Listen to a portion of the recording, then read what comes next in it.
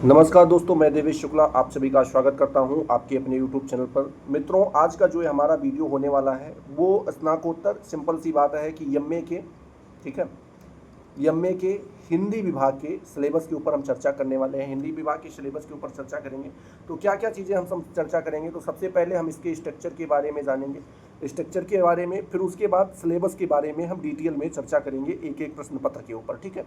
तो बस वीडियो को शुरू से लेकर के अंत तक देखना है। वीडियो पसंद आएगा तो वीडियो को लाइक कर दीजिएगा और अपने मित्रों के साथ शेयर कीजिएगा। सिलेबस आपका आ चुका है, ठीक है। चलिए बात करते हैं ये हमारी किस यूनिवर्सिटी में लागू होगा। तो दीनदयाल उपाध्याय यूनिवर्सिटी गोरखपुर में जो है यह सिलेबस लागू होगा, उसी के लिए ये जो है पूरा वीडियो बनाया जा रहा है। अगर आप दीनदयाल उपाध्याय यूनिवर्सिटी गोरखपुर से एमए कर रहे हैं, सब्जेक्ट अगर आपका हिंदी है, तो आपके लिए यह वीडियो काफ़ी ज़्यादा इंपॉर्टेंट है, ठीक है। चलिए देख लेते हैं। सबसे पहली बात, यहाँ पर कक्षा की बात करें तो कक्षा हमारा कौन सा है भैया, स्नातकोत्तर प्रथम वर्ष की बात की जा रही है। प्रथम वर्ष में बात करें तो किसकी हो रही है, प्रथम सेमेस्टर की बात हो रही है। हमें पता है कि एक सेमेस्टर में जो है एक वर्ष में 2 सेमेस्टर होते हैं और हर एक सेमेस्टर में लगभग कम से कम 4 से 5 पेपर किए जाते हैं। हर यूनिवर्सिटी अपना अपना अलग अलग, किसी में 4 पेपर होते हैं, किसी में 5 पेपर होते हैं। यहाँ पर हमें देखने को मिल रहा है कि पहला प्रश्न पत्र, दूसरा प्रश्न पत्र और उसके बाद यहीं पर तीसरा प्रश्न पत्र, उसी के नीचे देख सकते हैं तीसरा प्रश्न पत्र, और ये आपका चौथा प्रश्न पत्र और 5वां प्रश्न पत्र, यानी कि कुल मिलाकर के आपके यहाँ पे 5 प्रश्न पत्र एक एक सब्जेक्ट के बनाए जाएंगे, ठीक है। चलिए सबसे पहले हम प्रश्न पत्र 1 की बात करते हैं। तो प्रश्न पत्र 1 का नाम है लोक साहित्य के सिद्धांत एवं भोजपुरी साहित्य। अब सिंपल सी बात है, अगर आप अवध और उधर बिहार साइड की तरफ जाएंगे तो वहाँ पर आपको जो है भोजपुरी ज़्यादा देखने को मिलेगा। तो भोजपुरी साहित्य और लोक साहित्य के यहाँ पे बात की जाएगी। प्रश्न पत्र का कोड होगा HND 501N। क्रेडिट इस पर आपको 4 मिलेंगे। ये है स्ट्रक्चर, जिनमें हम पहले सेमेस्टर की पूरी बात कर लेते हैं कि कौन कौन सा पेपर होने वाला है। दूसरे पेपर की बात करें तो दूसरे पेपर का नाम है भारतीय काव्य शास्त्र। इसका पेपर कोड यहाँ पे 502N दिया गया है। क्रेडिट यहाँ पर भी आपको 4 मिलने वाले हैं। तृतीय प्रश्न की बात करें तो नाम है अस्मिता विमर्श एवं हिंदी साहित्य। इसका 503 और इसमें भी क्रेडिट आपको 4 दिए जाएंगे। बात करते हैं चौथे प्रश्न पत्र की। तो चौथा प्रश्न पत्र है भारतीय साहित्य। भारतीय साहित्य का 504 और इसमें भी आपको 4 क्रेडिट दिए जाएंगे। फिर पांचवा प्रश्न पत्र जो है हमारा वैकल्पिक है। इसमें कुल मिलाकर के आपको 3 प्रश्न पत्र दिए जाएंगे, यहाँ से लेकर के और यहाँ तक 3 प्रश्न पत्र दिए जाएंगे। इसमें से कोई एक लेना रहेगा, चाहे आप हिंदी पत्रकारिता ले लीजिए, चाहे सिनेमा और हिंदी साहित्य ले लीजिए, चाहे प्रवासी साहित्य ले लीजिए। आप इसमें से कोई एक सिलेक्ट कर सकते हैं, ऐसा नहीं कि सारे लेने हैं, कोई एक सिलेक्ट कीजिएगा। 4 तो आपके कंपलसरी हैं जो आपके यहाँ से लेकर के यहाँ तक दिखाई पड़ रहे हैं, ठीक है, चतुर्थ तक। और यहाँ से 5वें में 3 पेपर दिए गए हैं, इनमें से कोई आप एक सिलेक्ट कर सकते हैं। हालांकि आपके विद्यालय जो विश्वविद्यालय होगा या जिस भी कॉलेज से आप बिलोंग करते होंगे, वहाँ पे आपको सजेशन दिया जाता है कि आपके लिए कौन सा बेटर रहेगा, वो आप देख सकते हैं। वैसे ही पेपर यहाँ पे सेमेस्टर 2, सेमेस्टर 3 और लास्ट में आपको सेमेस्टर 4 का भी पूरा पेपर यहाँ पे दिखाई पड़ जाएगा, ठीक है। इंपॉर्टेंट हमारे लिए क्या है कि हमें पेपर के बारे में डिटेल में जानना जरूरी है कि हमें पढ़ना क्या क्या होगा। तो सबसे पहली चीज़ वही चीज़, यहाँ पे प्रश्न पत्र का कोड दिया गया है, क्रेडिट दिया गया है। प्रोग्राम की बात करें तो एमए वालों के लिए है परास्नातक। सेमेस्टर फर्स्ट की बात की जा रही है और जो हमारे कोर्स का टाइटल यानी कि जो पेपर का नाम होने वाला है वो लोक साहित्य के सिद्धांत एवं भोजपुरी साहित्य, ठीक है। ये आपके 60 घंटे में टोटल जो है सिलेबस को ख़त्म करने का प्रावधान किया गया है। बाकी आप यहाँ पे देख सकते हैं कि हमारा उद्देश्य क्या है, क्यों हम इस सिलेबस को पढ़ रहे हैं, वो उद्देश्य यहाँ पे बताया गया है। अब बात करते हैं जो हमारा पूरा सिलेबस है, इसको 5 यूनिट में डिवाइड किया गया है। कितने यूनिट में, 5 यूनिट में, और हर एक यूनिट को पढ़ाने में 12 घंटे का समय लगेगा। मतलब लगभग 1 घंटे का अगर लेक्चर लिया जाए, 1 आवर का अगर लेक्चर लिया जाए तो कुल मिलाकर के 12 लेक्चर आपके बनेंगे 1-1 घंटे के। जिसमें पहली यूनिट की अगर बात करें तो पहले यूनिट में आपको लोक साहित्य के बारे में पढ़ना रहेगा कि लोक साहित्य का अर्थ क्या होता है और लोक साहित्य का स्वरूप क्या होगा। दोनों की चीज़ों के बारे में, लोक साहित्य का अर्थ और लोक साहित्य का स्वरूप, ये आपको पढ़ना रहेगा। फिर उसके बाद आपको लोक के बारे में, लोक का अर्थ पढ़ना रहेगा, लोक की परिभाषा, लोक की अवधारणा और लोक का क्या महत्व है, इसको भी आपको यहाँ पे पढ़ना रहेगा। लोक साहित्य के बारे में बात करें तो इसकी परिभाषा के बारे में बात करेंगे, इसका स्वरूप के बारे में बात करेंगे, इसकी विशेषताएं और महत्व के बारे में। एक चीज़ें आपको यहाँ पे कॉमन दिखाई पड़ रही होगी, मैं फिर से दिखा दूँ आपको। यहाँ पर भी देखिए लोक साहित्य दिया गया है, लोक साहित्य दिया गया है। अब यहाँ पे जो स्वरूप है ये यहाँ भी पढ़ना है, यहाँ भी पढ़ना है। तो ये कोई कुछ अलग नहीं होने वाला है, सेम होने वाला है। अर्थ, परिभाषा, विशेषताएं, महत्व, जो भी यहाँ पे चीज़ें छोटी थी लोक साहित्य में, उसको यहाँ पर इन्होंने फिल कर दिया है। वहीं पे बात करते हैं शिष्ट साहित्य के बारे में, तो शिष्ट साहित्य के अर्थ को पढ़ना रहेगा, स्वरूप को पढ़ना रहेगा, एवं लोक साहित्य में अंतर एवं संबंध भी पढ़ना रहेगा कि लोक साहित्य से इसका क्या संबंध है, और साथ ही साथ लोक साहित्य और इसमें क्या अंतर है ये भी आपको यहाँ पे पढ़ना रहेगा।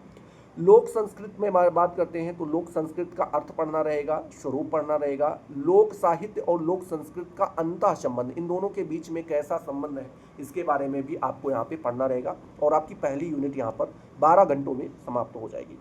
दूसरे यूनिट की बात करते हैं तो दूसरी यूनिट आपकी लोक साहित्य का संकल्प है, ठीक है। लोक साहित्य के संकल्प के बारे में पढ़ना रहेगा, मतलब इनका अध्ययन के बारे में, और इनकी जो प्रमुख विधाएं हैं उनके बारे में हमें पढ़ना रहेगा, ठीक है। चलिए, दूसरा पॉइंट यहाँ पे लोक साहित्य का संकलन, संकलन जैसे कि अध्याय की आवश्यकता हमें क्यों पड़ी, इसके महत्व क्या क्या है, संकलन की समस्याएं और विधियां क्या क्या हैं, इन सारी चीज़ों के बारे में यहाँ पे हम पढ़ेंगे यूनिट नंबर 2 के अंदर।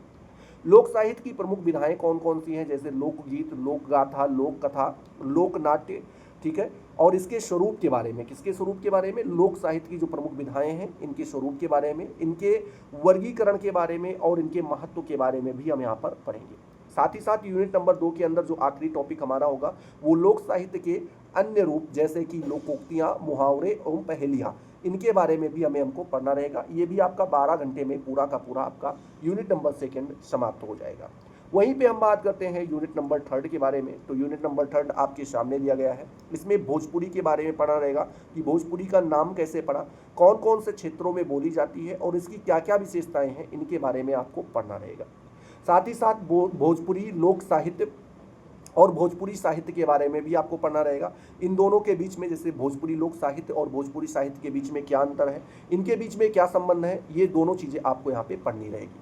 वहीं पे बात करते हैं भोजपुरी लोक संस्कृति, लोक संस्कृति में इसके स्वरूप के बारे में, इसकी विशेषताओं के बारे में, और भोजपुरी साहित्य की विधाएं और इनका एक परिचय भी हमें यहाँ पे पढ़ना रहेगा। भोजपुरी का वैश्विक स्वरूप, मतलब विश्व में क्या स्वरूप है, इसके बारे में भी हम जानकारी हासिल करेंगे, यूनिट नंबर 3 के अंदर बात करेंगे, और ये भी आपका कुल मिलाकर के 12 घंटे में लेक्चर समाप्त होगा, ठीक है। चलिए बात करते हैं चौथी यूनिट के बारे में। चौथा यूनिट यानी लास्ट सेकेंड यूनिट जिसको हम कहेंगे, इसमें जो है प्रमुख प्राचीन भोजपुरी कवि एवं उनका काव्य साहित्य पढ़ना रहेगा। जैसे जो प्राचीन हमारे भोजपुरी कवि कौन कौन से मेन हुए हैं उनके बारे में पढ़ना रहेगा।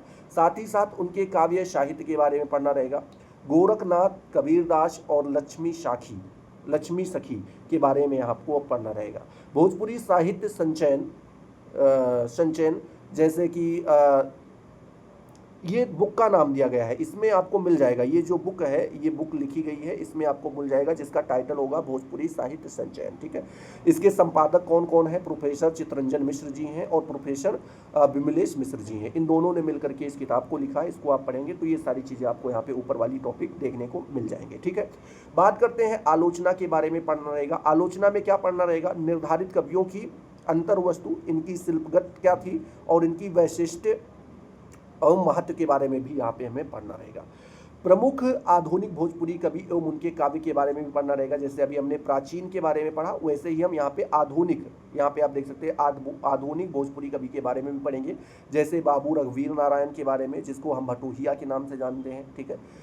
भटोहिया इनकी जो है क्या थी, एक कृत थी। वहीं पे हम बात करते हैं किसका भैया, हीरा डोम का। इसको अछूत के शिकायत नाम की इन्होंने कृत लिखी थी। और मनोरंजन प्रसाद सिन्हा के नाम के, इनकी नाम जो क्या बोलते हैं, इनकी जो कृति थी उसका नाम था फिरंगिया, ठीक है।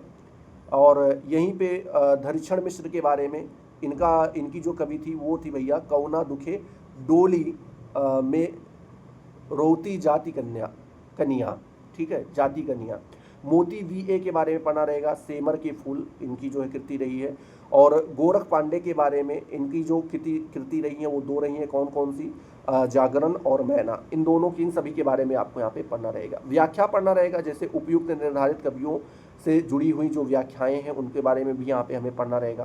साथ ही साथ आलोचना के बारे में भी पढ़ना रहेगा। आलोचना में क्या पढ़ना रहेगा, निर्धारित कवियों का अंतर्वस्तु पढ़ना रहेगा। साथ ही साथ उनका शिल्पगत और वैशिष्ट एवं महत्व भी यहाँ पे पढ़ना रहेगा। ये भी आपका पूरा 12 घंटे में चौथी यूनिट समाप्त होगी। आखिरी यूनिट की बात करें तो आखिरी यूनिट यहाँ पे आपको दी गई है भैया, क्या नाम है, आखिरी यूनिट में पहली जो टॉपिक हमें पढ़ना होगा उसका नाम है भैया भोजपुरी नाटक और कहानी। भोजपुरी नाटक और कहानी के बारे में यहाँ पे हमें पढ़ना रहेगा। भोजपुरी नाटक में क्या पढ़ना रहेगा, तो भोजपुरी नाटक में हमें उद्धव और विकास के बारे में पढ़ना रहेगा। प्रमुख नाटककार और उनका नाट्य साहित्य, जैसे कि भैया जोक के बारे में, जोक कौन से जोक के रचनाकार कौन है, तो राहुल संस्कृत्यान है, ठीक है। उसके बाद यहाँ पे बात करते हैं गवर्दीशोर, ये कौन है, भिखारी ठाकुर, ठीक है।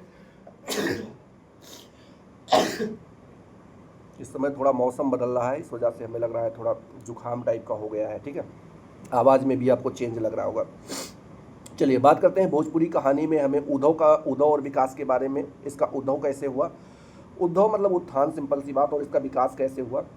प्रमुख कहानीकार एवं उनकी कहानियाँ पढ़नी रहेगी, जैसे भैया किसान भगवान, ठीक है, किसान भगवान, दंडी स्वामी, विमलानंद सरस्वती, ठीक है, ये इनके लेखककार हैं।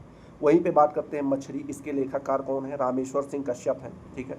उसके बाद तिसरकी आँख के अनहार, इसके कौन है भैया, रामदेव शुक्ल जी हैं, इनके बारे में पढ़ना रहेगा। इसकी व्याख्या के बारे में, उपयुक्त निर्धारित नाटक एवं कहानियों से जो जुड़ी व्याख्याएं हैं उनके बारे में। आलोचना में वही भैया विवेच्य नाटक और कहानी की अंतर्वस्तु, शिल्प एवं महत्व के बारे में भी यहाँ पे आपको पढ़ना रहेगा। अब ये भी आपका पूरा 12 घंटे में समाप्त हो जाएगा, मतलब टोटल 60 घंटे में आपके पूरे सिलेबस को इसको समाप्त कर दिया जाएगा। इससे जुड़े ग्रंथ कौन कौन से हैं जो आपको पढ़ने चाहिए, जैसे यहाँ पे उषा सक्सेना का है, कौन सा, लोक साहित्य एवं लोक संस्कृति, इसको आप पढ़ सकते हैं, ठीक है।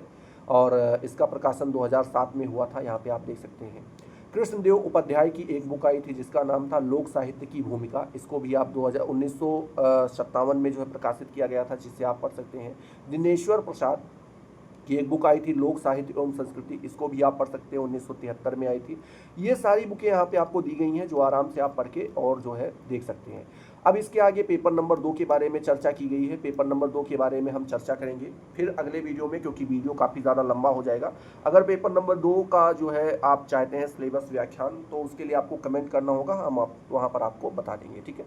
बाकी वीडियो पसंद आए तो वीडियो को लाइक करो, अपने दोस्तों के साथ शेयर करो। मिलते हैं अगले वीडियो में नए जोश नए टॉपिक के साथ, तब तक के लिए जय हिंद जय भारत।